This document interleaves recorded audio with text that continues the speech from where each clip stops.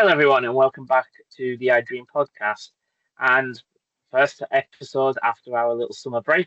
And we're moving into a special time for IDRiM as we're now moving towards our annual conference this year held in Samos, Greece. So, to kind of get a flavor of what our participants for this year's conference are going to expect, we thought we may as well bring one of the main organizers, Miranda, to the podcast today to explain what participants can expect when we get on the ground in Samos in just over a week from now. So, welcome, Miranda. Well, thank you for the initiative and looking forward to. Thanks. So, first question is, what can the participants expect when they get to Samos? Okay. So this year's conference is the 15th annual conference of IDRiM, and it has a very special focus. The focus is islands and remote areas. And we all know that islands and remote areas face challenges when trying to planning and implementing disaster risk reduction and management. But also islands and remote areas have specific advantages that we all can enjoy. So there is, I think, this year's conference happens in Samos, and Samos is the perfect place to host such a conference. It's a remote area, a remote island in the Aegean Sea, near the borders with Turkey. The landscape is diverse with high mountains, seaside, agricultural land, history, tourism. The island has faced many crises and disasters.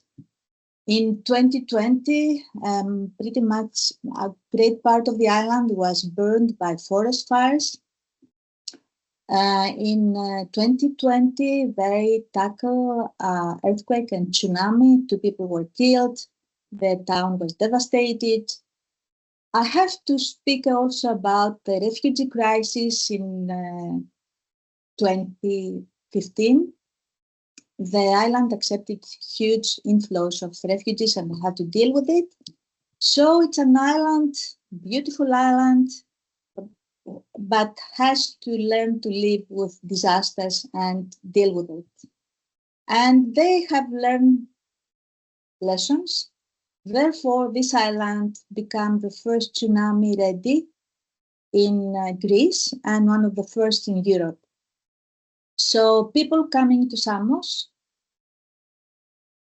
besides experiencing a very, very beautiful island with a diverse landscape, they have to know also that it is an island that tackles disasters. It sounds very interesting that the locations of this year's conference is also the key points of the conference itself. So looking at the challenges that the Samos has faced throughout the years, and as we will speak and we will discuss about disaster risk management on the islands, small islands, and remote areas, what are key topics that will be interesting for the participant to look into? Can you explain more about that? Yes, thank you. Well, the key topics and involve many aspects of disaster risk management and disaster risk reduction in islands and remote areas, from purely hardcore scientific, like risk assessment, hazard assessment, to more social aspects like community engagement, disaster risk governance, and more practical, pragmatic ones like disaster recovery and rehabilitation, build back better, etc. So we are engaging different communities. And I think this is a very strong point in this year's conference. the practitioners and the local authorities are really at the heart. So first, I think it's a novelty that a local entity, the municipality of Eastern Samos, an institution that is not scientific. Actually, this is their first scientific conference, but they took the risk and they are the organizers. And the second strong point, I think, is the strong involvement and participation of practitioners. Practitioners not only present and participate in the works, but also they support the conference through a special practitioners committee next to the very strong scientific committee we have. We want really to understand how science is implemented on the ground and how we can generate results on the ground, especially in remote areas and islands. Yeah, and past IDRiM conferences has been very scientific, academic, and it's great from looking through the program so far how much practitioner orientation has been put into this. But I asked the question, why we have so much practitioner orientation this year as well? I suppose we have a strong influence by what Professor Okada and others call implementation science. Why we learn more, we know more, but what happens in real life lags behind. So we need to identify what is the gap and how we can bridge it. And I think that involving broader audiences and bringing in not only scientists, but also practitioners and policymakers can somehow reveal the way we need to go in order to achieve and implement results. So that's why we are trying to bring different communities, and we try to persuade the practitioners, which is a very difficult audience. Many of the practitioners told me, my English is not good. Oh, all these scientists, how can I come and present our drill in such a place?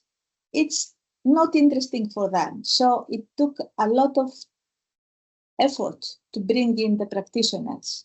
And I think this is an added value to this year's conference. Yeah, that's a nice view heading towards, since many scientific in disaster risk management research have facing difficulties to implement their results in on the field to the people that really need it. So this is an initiative. It's really good for, I think, for us, the researcher here, to go with people more, to communicate with them, and to face their concerns in the field. Now, one interesting part that I take from your answers before is this is the first time on the municipalities, actually, the part of the government taking a risk of handling this conference, hosting this conference. This made me wonder that whether the outcomes or the output of the conference will be integrated or not to the government, to the municipality policies in the future, or is this part of them to gathering more data so they can prepare better in the future? I suppose this question is mostly addressed to the municipality. I can tell you my point of view.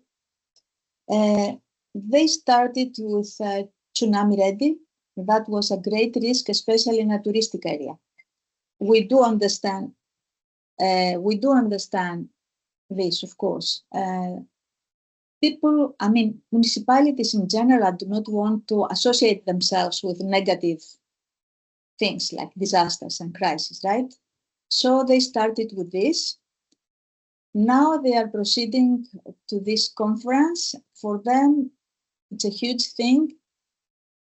but they want to learn, they want to communicate not only with scientists, but also with other communities. Therefore, in the conference, we make an effort to join SAMOS, to make SAMOS communicate with Noto Peninsula, Japan.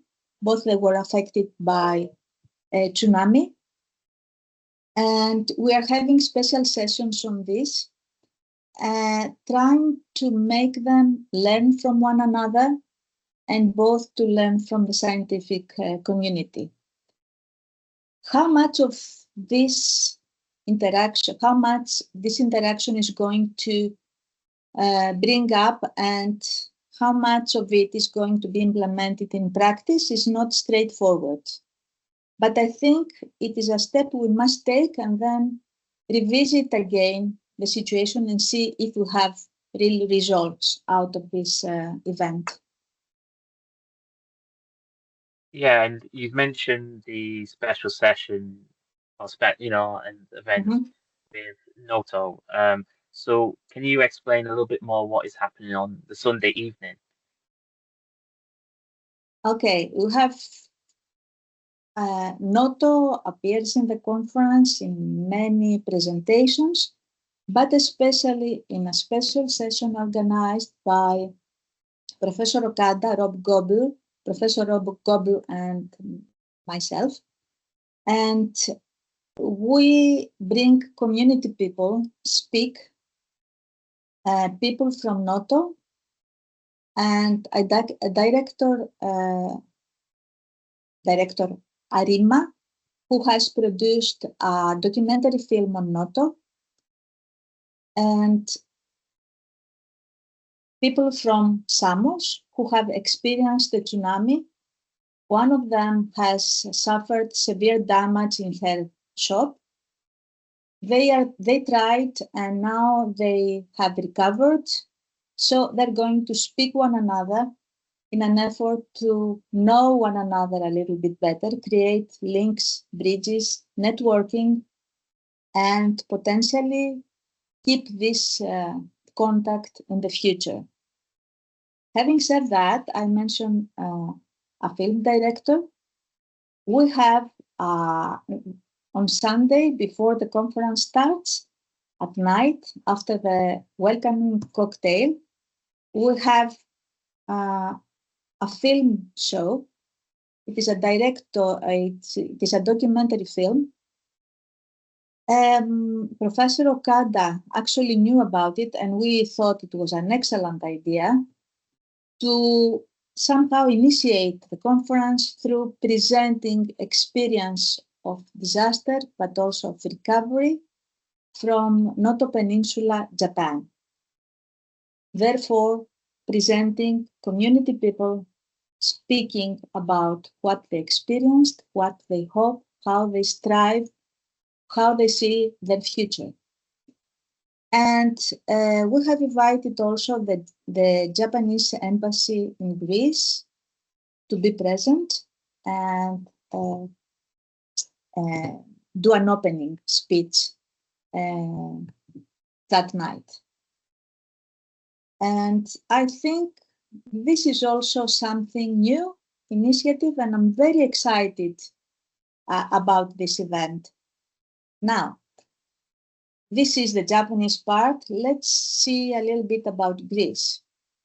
Greece is present also there through an art exhibition. A local artist used burned trees in the forest fires, and through the burned trees produced art. So we're going also to have an art exhibition. And this brings also another element. We spoke about science, community, practitioners, and now we bring in art. So in a sense, we are trying to do as comprehensive as possible our approach to disaster risk reduction and management. It's very exciting to hear that we now all the elements now, right? Even we have documentary film sessions and the arts exhibitions, some part of big government coming in and like having enhanced the relationship between two countries, even between Greece and Japan. Now, all other than the big part, the main part, me or many other listener of our podcast also will be wondering, since Greek has a lot of history, a lot of heritage, and some of those beautiful places. Uh, what we can expect from the city of Samos itself?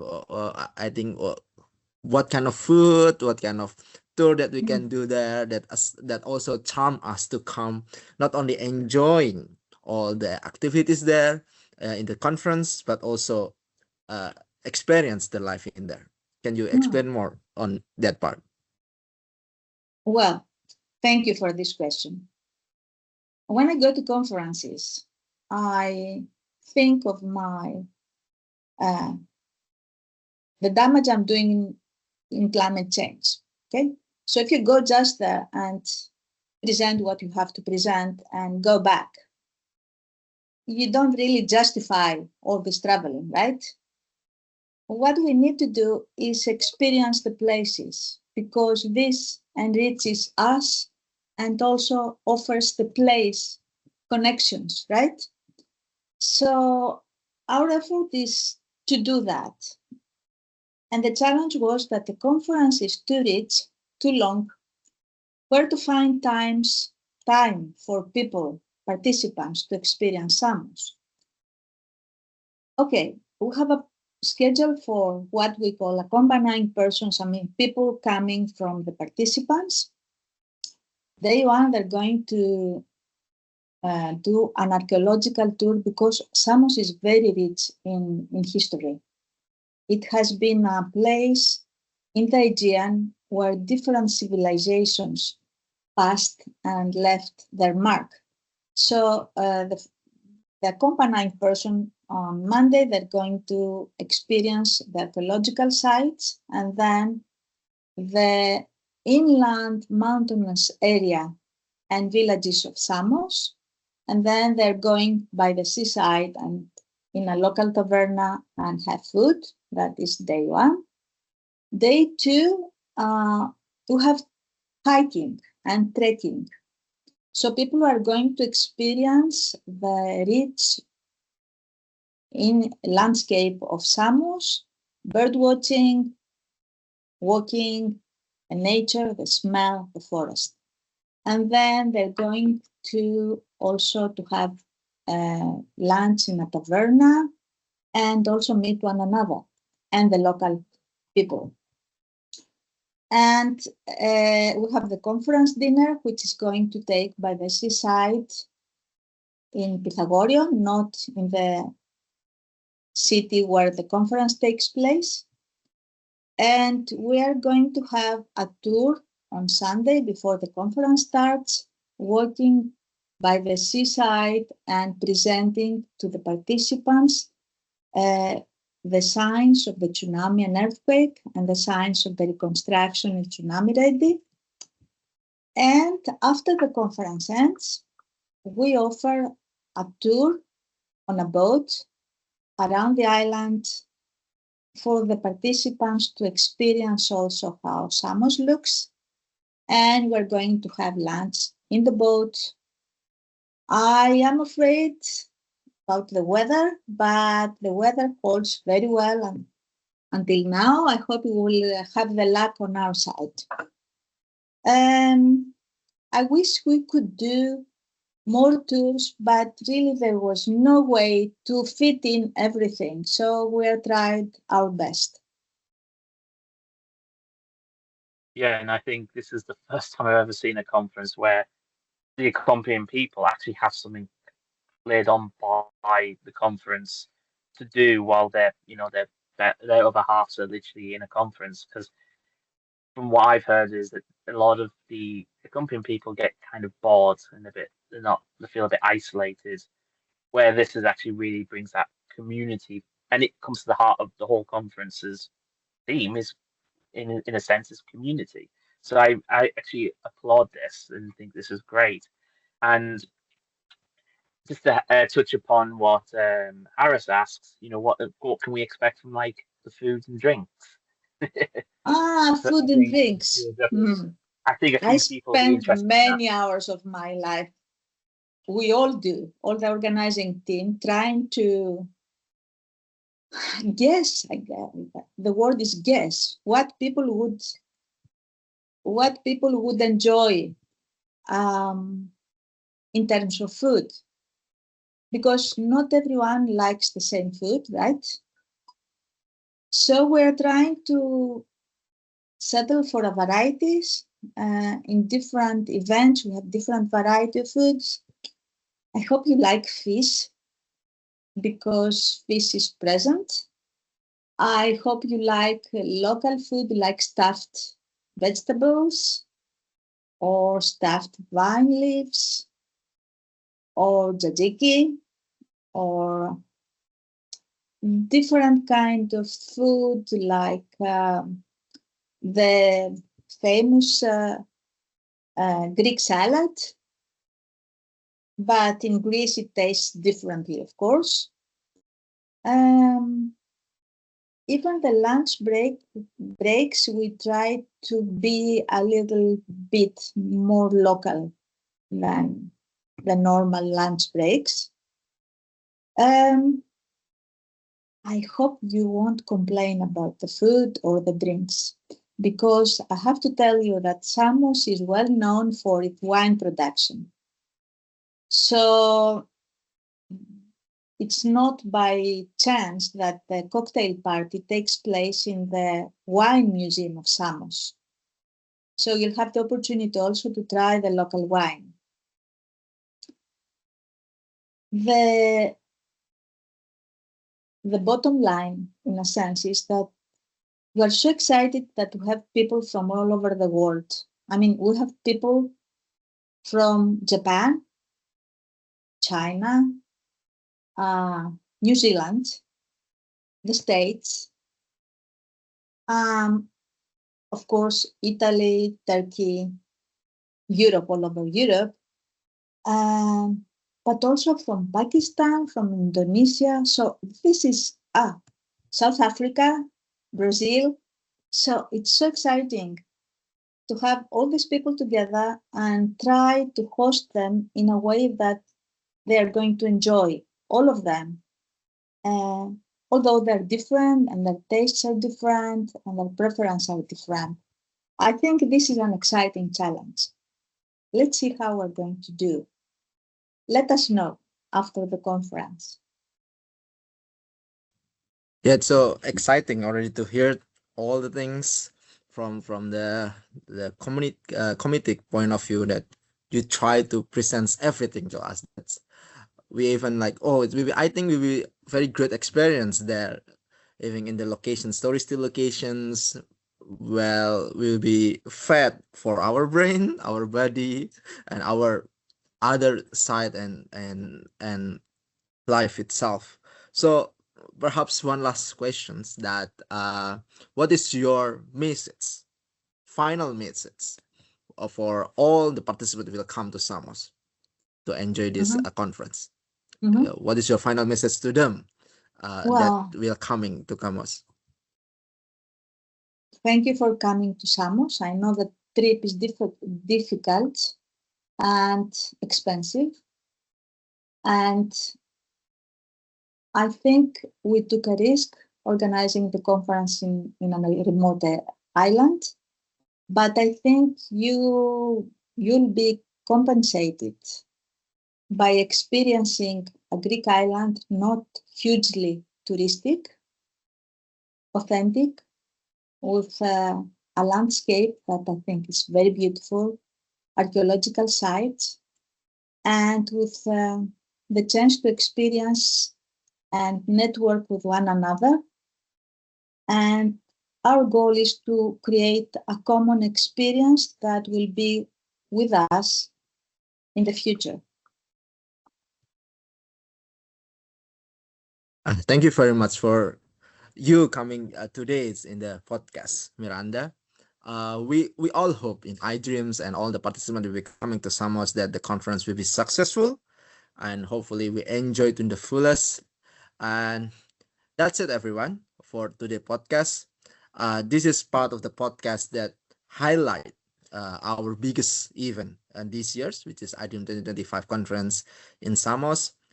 After this, we will also highlight the winners of YSS last year's that will giving their experience and the tips for all the young scientist participants that will also present their work in Samos. So we will wait you in Samos and see you next time.